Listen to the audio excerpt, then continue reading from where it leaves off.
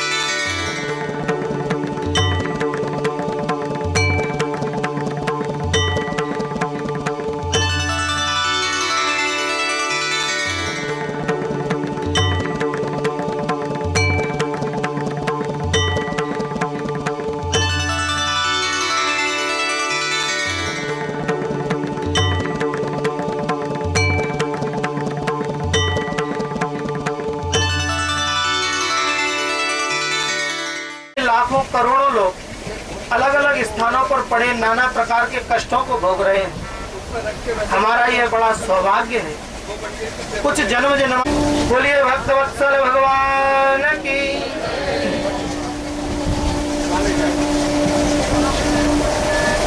तो इस कलिकाल में भी उस परमात्मा के बड़े बड़े विद्वजन, यहाँ तक कि जिन्होंने साक्षात भगवान का दर्शन किया है, उनके अंदर भी कोई न कोई अवगुण शेष रह जाता है। जैसे कि उदाहरण में कंस को देखो, शिशुपाल को देखो, दंतवक्त्र को देखो, मुष्टिक, चारण, क्या इन्होंने भगवान कृष्ण का दर्शन नहीं किया था? साक्षात भगवान कृष्ण को देखा था, लेकिन फिर भी इनके अंदर अहंकार भरा हुआ था। इनके अंदर कोई विकार नहीं बचता है। यदि देखना चाहते हो तो भक्त ध्रुव को देखो, प्रहलाद को जाकर के देखो, जिन्होंने सत्संग किया था, उनके अंदर से सारे विकार नष्ट हो गए। इसलिए इस कलिकाल में सत्संग को सर्वोपरि बताया है। तो आइए बड़े आनंद और प्रेम के साथ कुछ देर के लिए इस सांसारिक बातों को छोड़ करके और यहाँ विराजमान होकर के सत्संग का आनंद लेते हैं। अरे मुझे ला दो भजन की वो माला, मुझे ला दो, मुझे ला दो भजन की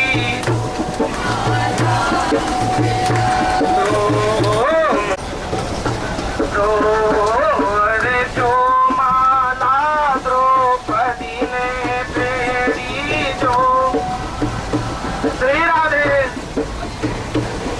अरे जो माला द्रौपदी ने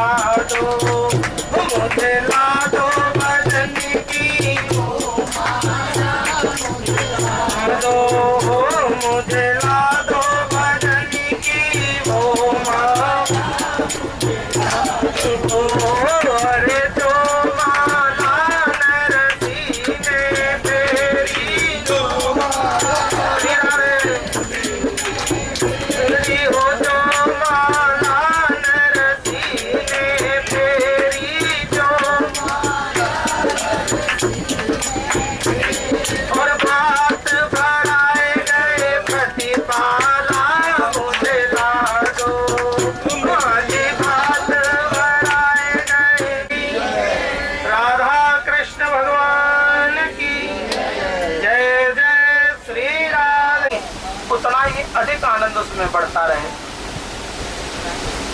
तो आइए एक बार पुनः भगवान से और उनके चरित्र के बारे में श्रवण करते हैं। बोलिए कृष्ण कन्हैया लाल की जय। के ग्राम में और वसुदेव देवकी के यहाँ पर साक्षात भगवान नारायण शंख चक्र गदा पद्म जो धारण करते हैं। यदि भगवान को दुष्टों का संहार ही करना होता है, राक्षसों को यदि मारना ही होता है, तो उन्हें वह अवतरित ही क्यों होने देते हैं? भाई सारी सृष्टि तो परमात्मा की है, इसके रचयिता कौन है? भगवान। यदि वो नहीं चाहे कि पृथ्वी पर कोई दुष्ट उत्पन्न न हो, चक्र गदा पद्म लेकर के, कभी धनुष्मान लेकर के आने की क्या आवश्यकता है? तब जब जब हो धर्म की हानि तब प्रभु जब जब धर्म की क्षति होने लगती है, धर्म का नाश होने लगता है, उस पाप को मिटाने के लिए और धर्म की स्थापना करने के लिए, बोले क्या केवल यही एक मूल कारण है कि भगवान उन दुष्टों का संहार तो करते हैं, लेकिन उनके मूल आने का कारण है अपने भक्तों को निहारना, अपने भक्तों का उद्धार।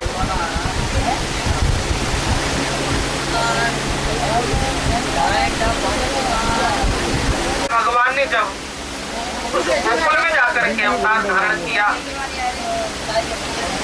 उससे पूर्व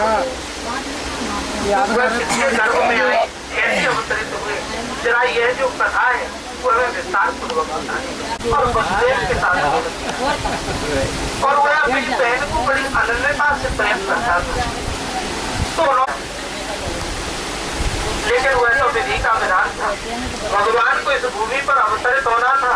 जैसे ही वह उसे रथ पर आरूढ़ करके आगे की ओर निकला, चमकी तो उसी में से एक ध्वनि गर्जना होने लगी, हे मूर्ख कंस, जिसे इतने प्रेम के साथ लेकर के जा रहा है, तू जानता है इसी का जो 8वां लाल है वही तेरा काल होगा।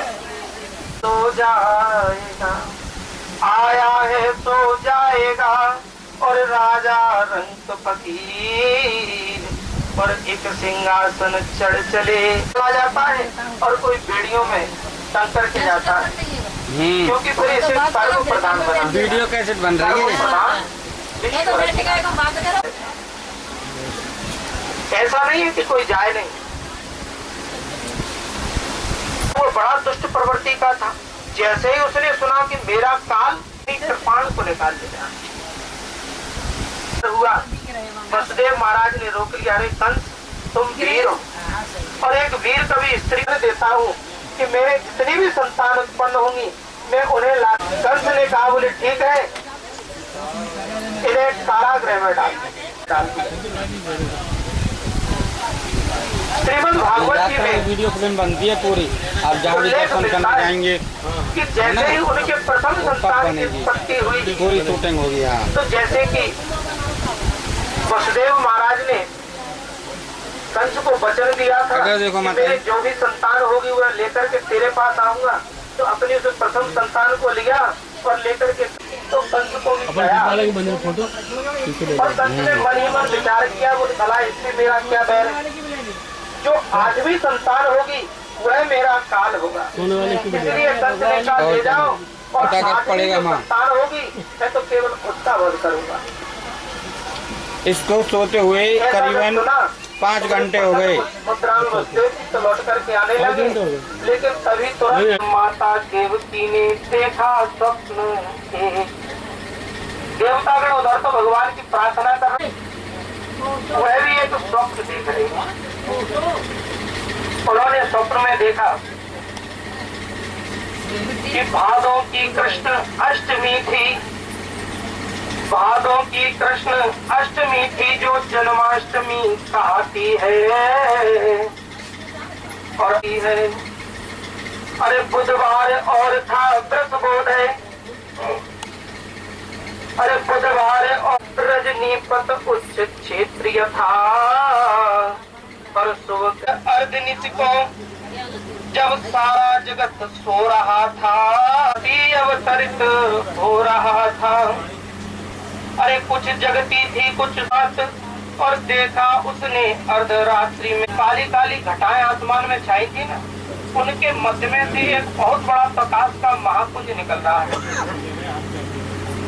और उस प्रकाश में क्या दिखाई दे रहा है कि देखा उसने कि अर्धरात्रि में हो पृथ्वी और आकाश और सूर्य चंद्र को लज्जित कर आया था एक प्रकाश। अरे नीचे और नव पर मधुर मुरली की ताने मानो सुनाई जाती है। अरे इतने में उस मूर्ति ने बड़ा लिया था ये सारा संसार। अरे पढ़ती कितनी विस्तार अपार हुई कि सारा संसार उसी में था, और वो ही सारा संसार हुई नवीन हुआ। और वह मूर्ति विश्व में लीन हुई या विश्व मूर्ति में लीन हुआ। माता देवकी ने देखा कि वह छोटी सी और अचानक से ही वह सुंदर सी जो मूर्ति थी वह आंखों से दूर हट गई। नेत्र खोल करके देखा और सामने साक्षात शंख चक्र सदा पद्म लिए हुए भगवान नारायण खड़े हुए हैं। बोलिए लक्ष्मी अष्टवस्त्र भगवान की। जब अलौकिक और दिव्य तेज स्वरूप शंख चक्र सदा पद्म धारण किए हुए भगवान नारायण को देखा तो माता देवकी समझ नहीं पाई। वसुदेव और देवकी दोनों हाथ जोड़ करके खड़े। माता देवकी ने जब माता देवकी ने बार बार पूछा कि तुम हो कौन, तब भगवान ने कहा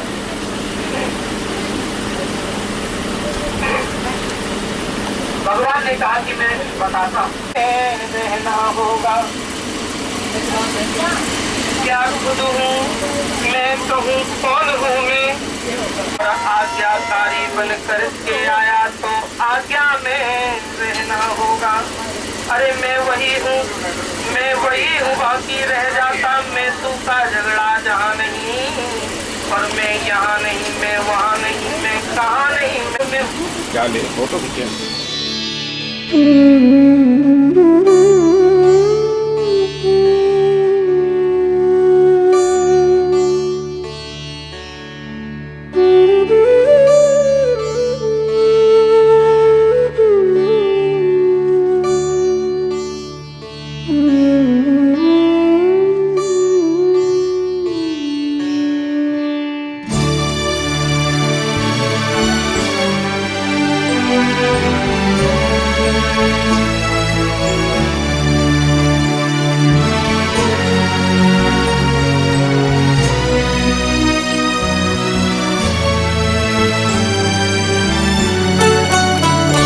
अच्युतं केशवं कृष्णदामोदरं रामनारायणं जानकीवल्लभम्।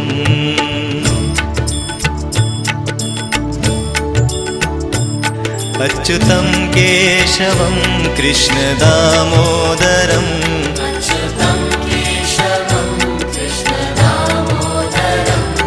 रामनारायणं जानकीवल्लभम्।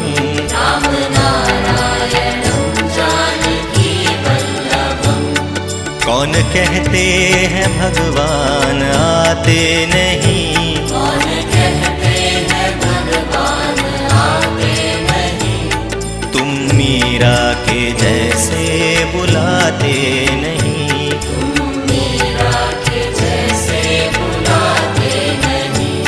अच्युतं केशवं कृष्णदामोदरं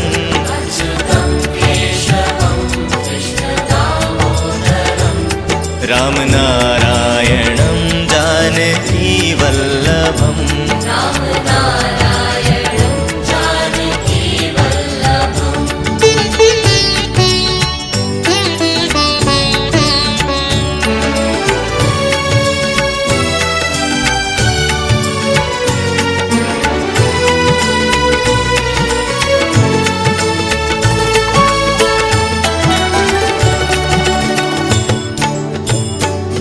कौन कहते हैं भगवान खाते नहीं, कौन कहते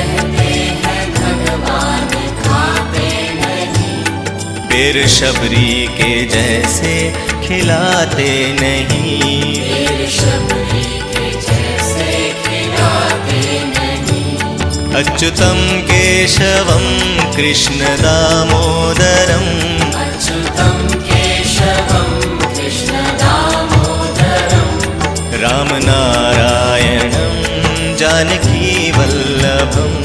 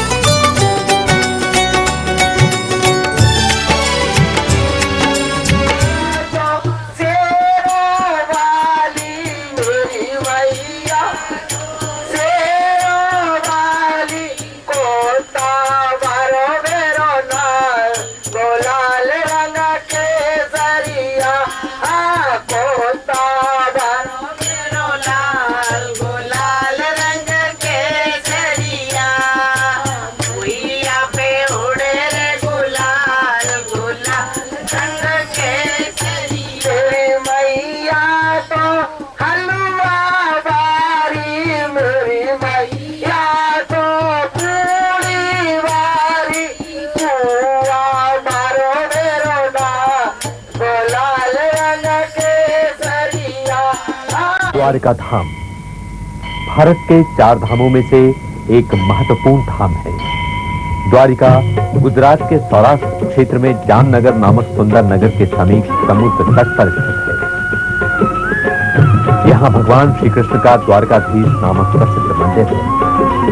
पुराणों के अनुसार श्री कृष्ण जी ने अपने जीवन के उत्तरार्ध में शांति पूर्वक एकांत क्षेत्र में रहने के उद्देश्य से सौराष्ट्र में समुद्र तट पर द्वारकापुरी नामक नगरी बसाकर आसपास के क्षेत्र में अपना राज्य स्थापित किया था।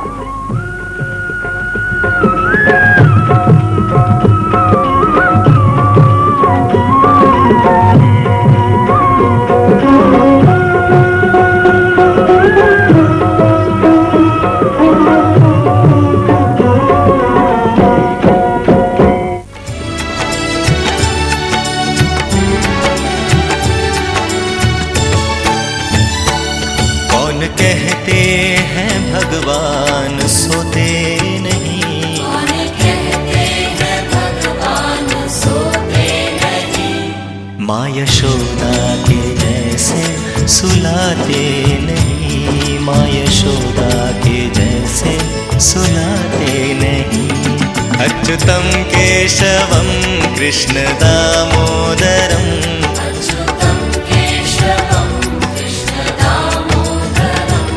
रामनारायणं जानकी वल्लभम्, रामनारायणं जानकी वल्लभम्।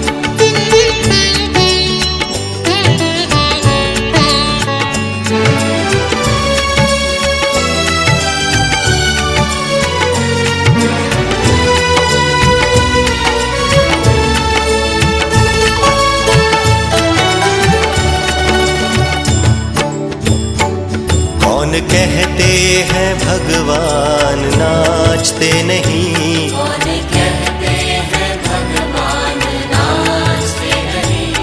गोपियों की तरह तुम नचाते नहीं, गोपियों की तरह तुम नचाते नहीं।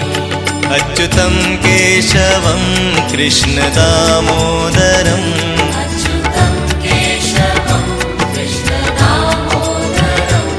रामनारायणं जानकी वल्लभम्, रामनारायणं जानकी वल्लभम्।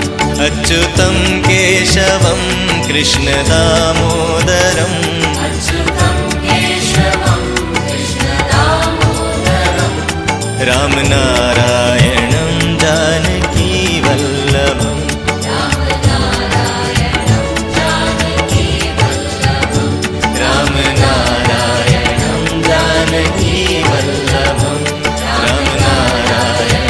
जानकी वल्लभम्।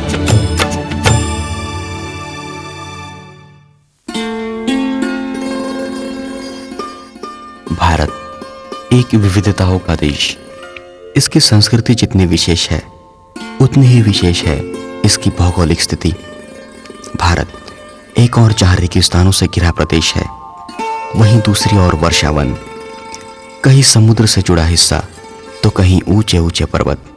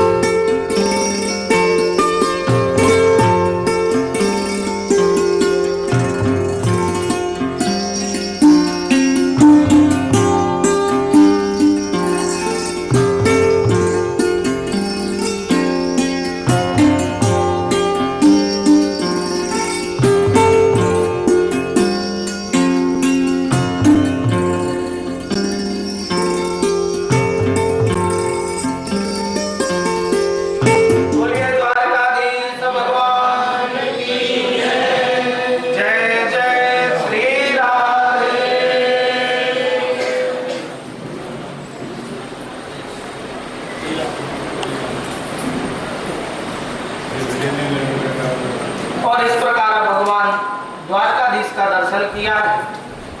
अब यहाँ पर के बाद कंपनी की तरफ से बैंड बाजे की व्यवस्था की जाती है,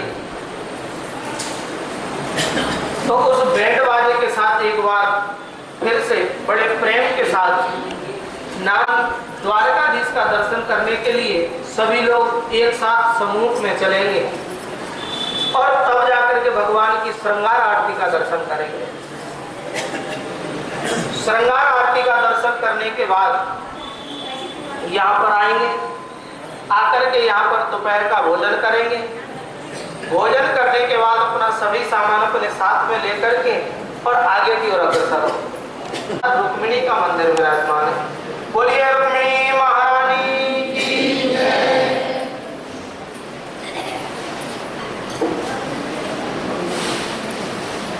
यहाँ पर भगवान द्वारकाधीश आपने प्रातः काल देखा होगा, वैसे तो बहुत परिसर बड़ा है, भगवान का पूरा परिकर उसमें समाया हुआ है।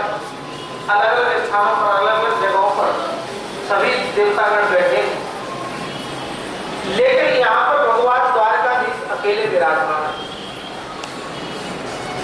ज्यादातर आपने देखा हो तो यदि भगवान नारायण की चंद्र दर्शन अवश्य प्राप्त होगा। लक्ष्मी और नारायण का विग्रह मिलेगा या भगवान राधा और कृष्ण का विग्रह का दर्शन भक्त लोग करते हैं। लेकिन यहाँ पर लक्ष्मी स्वरूपा माता रुक्मिणी अलग विराजमान है और साक्षात भगवान नारायण स्वरूप भगवान द्वारकाधीश अलग विराजमान है। इसके पीछे बड़ी सुंदर कथा थी। द्वारका महात्म्य में बताया जाता है अपनी 16,108 रानियों के साथ बड़े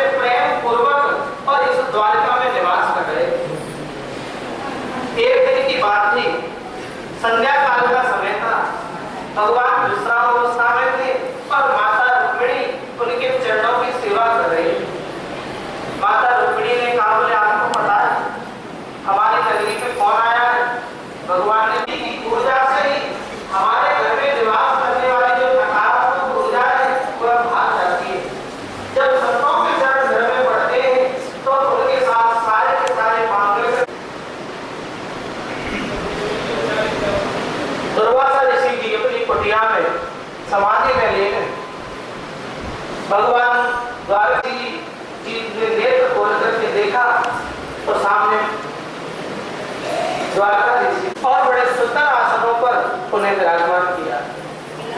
बैठा करके पूछा, बोले कहिए प्रभु आपके आने का क्या कारण है? अरे मैं तो नित्य प्रति आपका ही दर्शन करता हूँ, मैं अंदर मन में भी आपका ही दर्शन कर रहा था और जब नेत्र खोल करके देखा तो सन्मुख भी आप खड़े, बड़ी आपकी कृपा हुई है। भगवान ने कहा, बोले कृपा तो आपकी हम पर हो जाए यदि आप हमारे साथ हमारे भीतर हो। हम आपका निमंत्रण करने आए हैं, आपको लेने के लिए आए हैं। दरवाजा ऋषि ने कोई उत्तर नहीं दिया है। दरवाजा जी ने कहा, बोले देवी तुम जानती नहीं।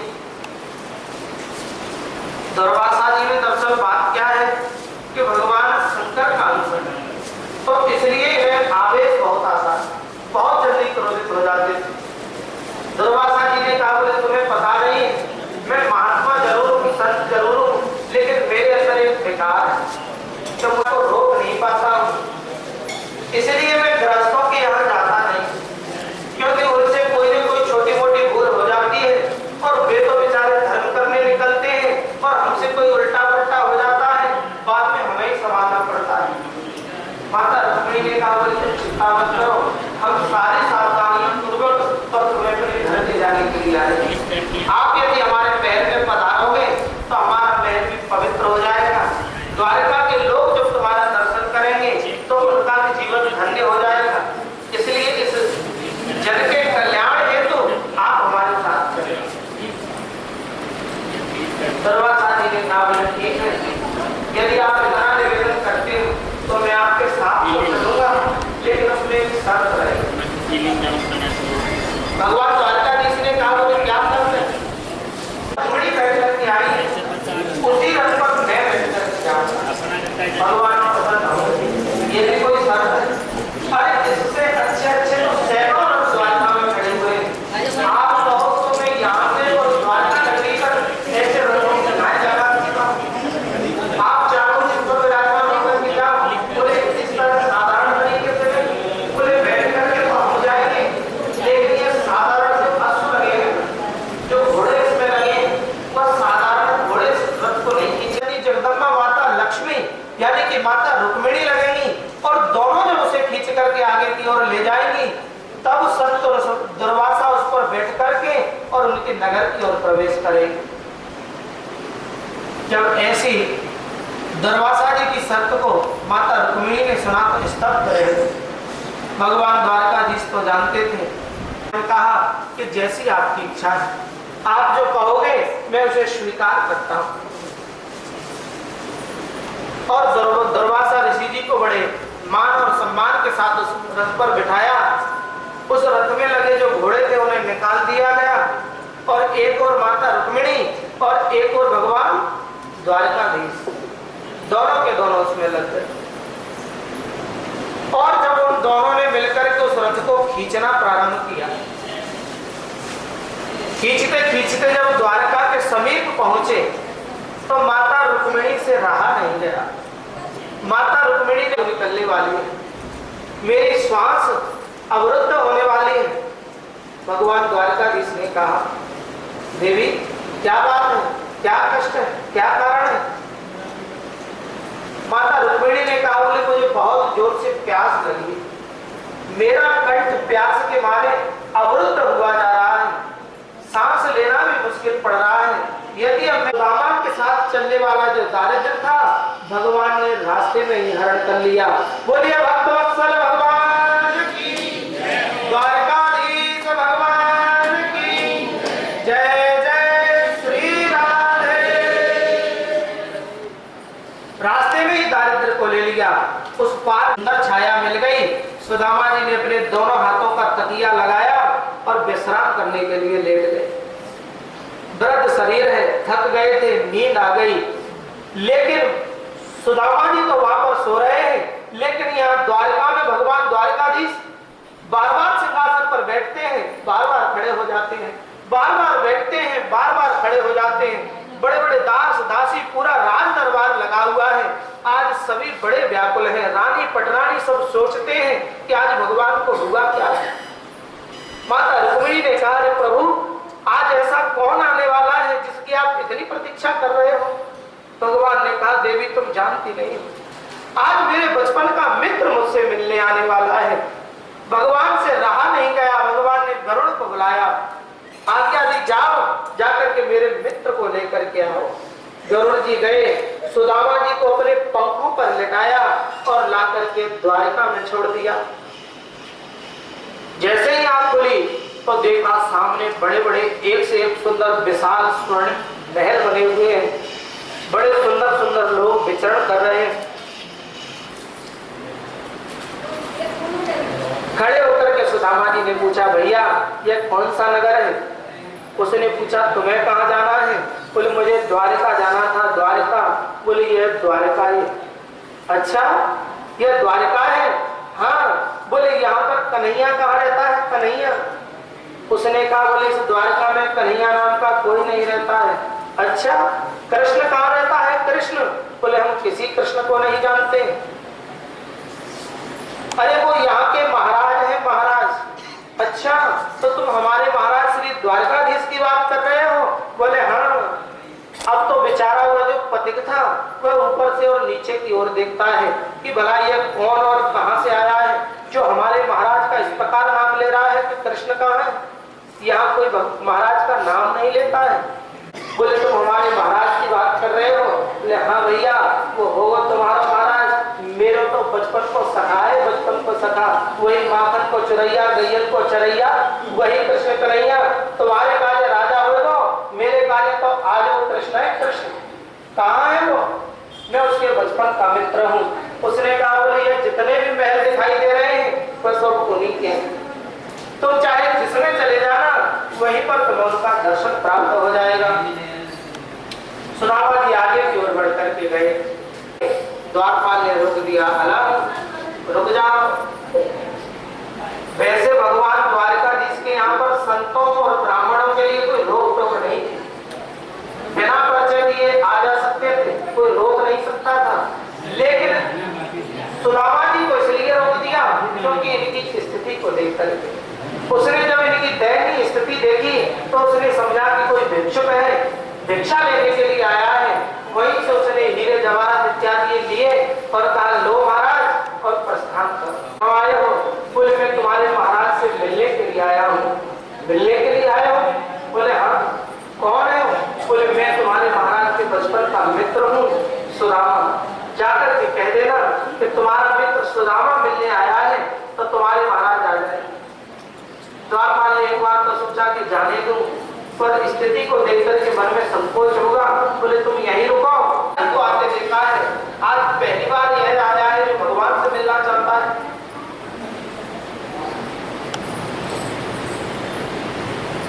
जाकर के जैसे ही भगवान दंडवत प्रणाम करके कहा, बोले, प्रभु, आज एक बड़ा ही विचित्र व्यक्ति द्वार पर आया हुआ है और क्या कहना चाहता है? बोले,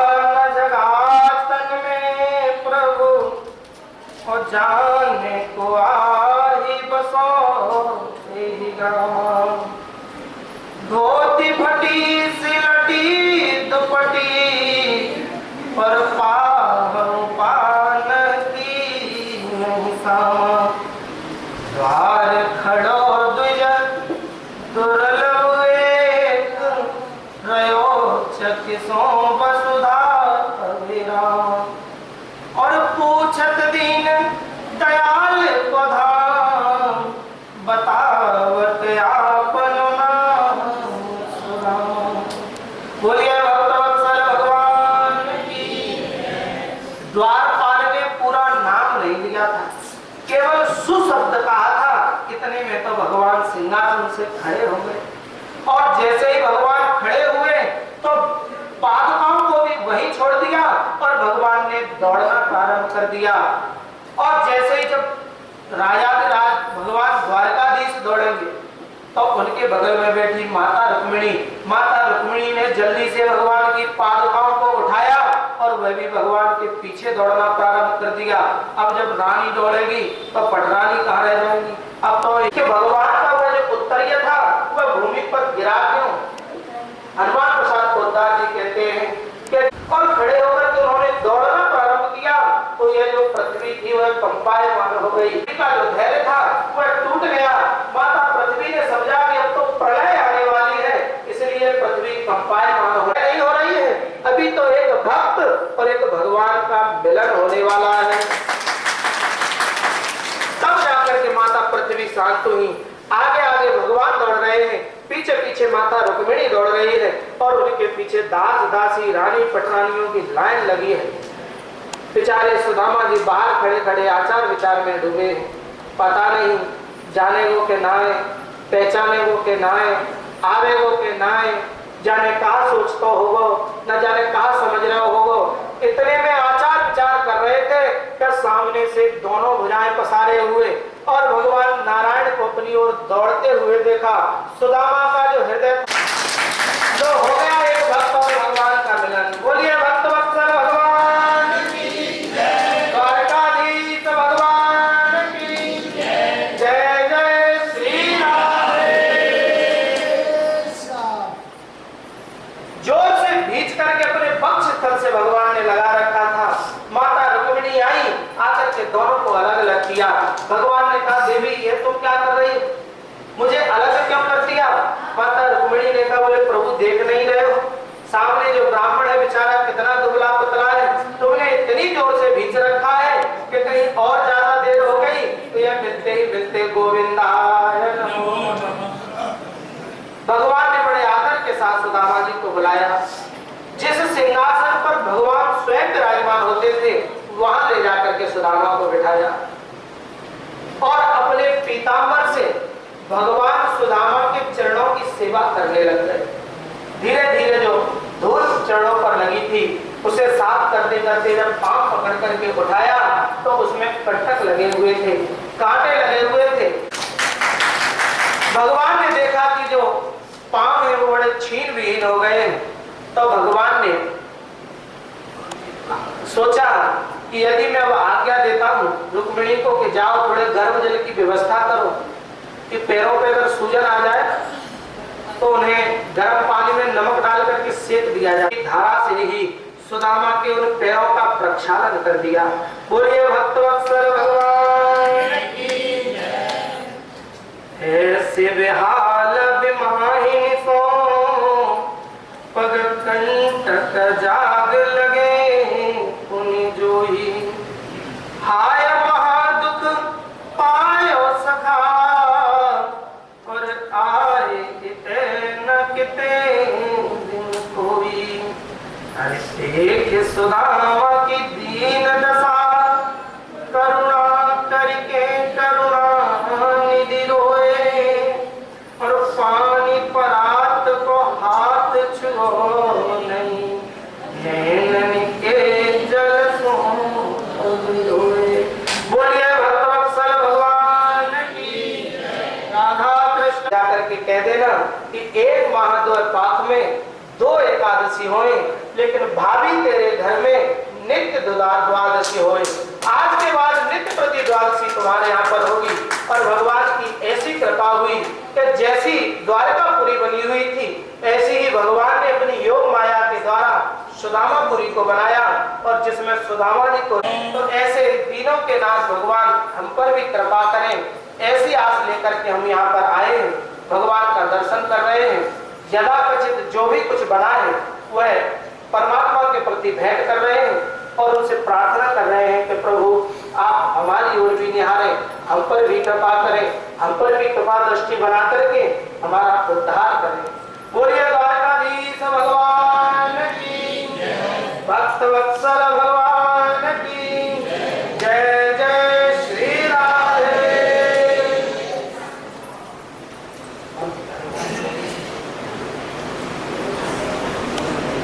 अभी बहुत समय हो गया है, बैठवाने वाला बाहर खड़ा हुआ है, काफी देर से जल्दी जल्दी बुलाने की चेहरा है। तो आइए सभी भक्तजन मिलकर के आज करने के लिए चलेंगे। बोलिए द्वारकाधीश भगवान की जय। सभी लोग अपने अपने स्थान पर खड़े हो जाएंगे।